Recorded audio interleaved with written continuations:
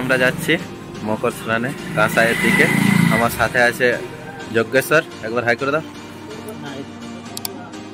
এখানে আমাদের জগন্নাথ বাবাজি চলে এসছে, সাথে আমাদের জগন্নাথও যাচ্ছে মকর স্নানে। তো চলুন এবার রাস্তায় দেখা যাচ্ছে, তারপরে মকর স্নানের সময় সবার সাথে দেখা হবে।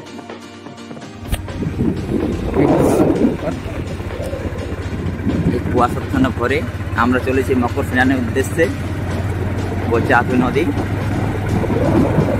আমরা যাচ্ছি তিনজন।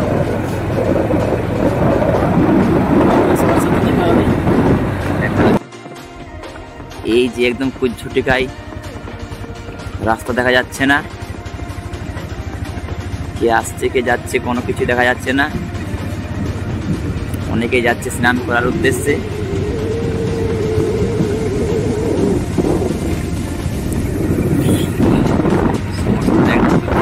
রেখেছে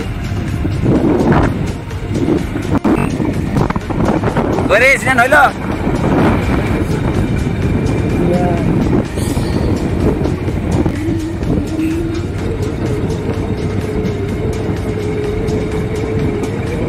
অনেকেই স্নান করে করে আসছে সকাল সকাল। ছোট গাড়ি কোনোটাই রেখেছে, দেখা যাচ্ছে না। আমাদের পথ প্রায় মোচামুচি হয়ে গেছি।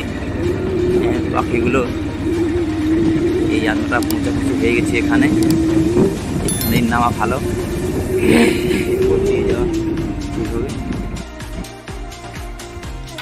এই কচি কাচারা স্নান করে আসছে সকালেই। করে ঠান্ডা কেমন? হেভি? আচ্ছা,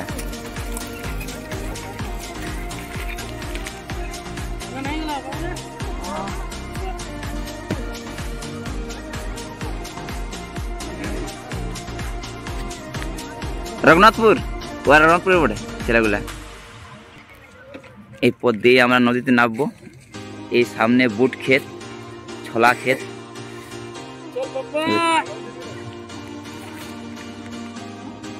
এই সেই মেঠো পথ দিয়ে আমরা যাচ্ছি, স্নান করব। স্নান হলো?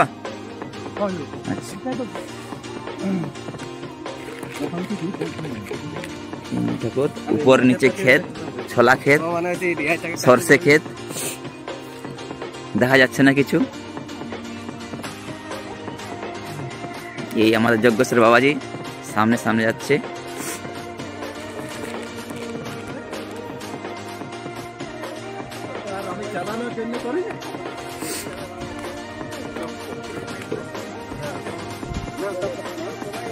কোন দিকে যাবি? কোন দিকে? এইদিকে চলো। ওই সবাই স্নান করছে, কিছু দেখা যাচ্ছে না।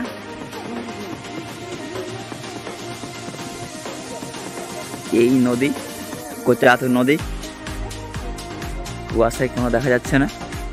অনেকে স্নান করছে, কিছু বোঝা যাচ্ছে না।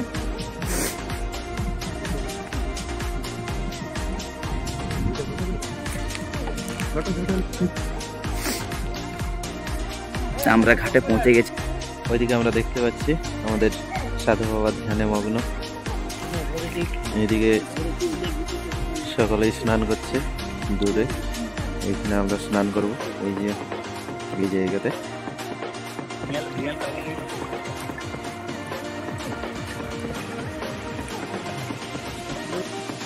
নাথ বাবাজি স্নান করে নিয়েছে, আমরাও স্নান করে নিয়েছি।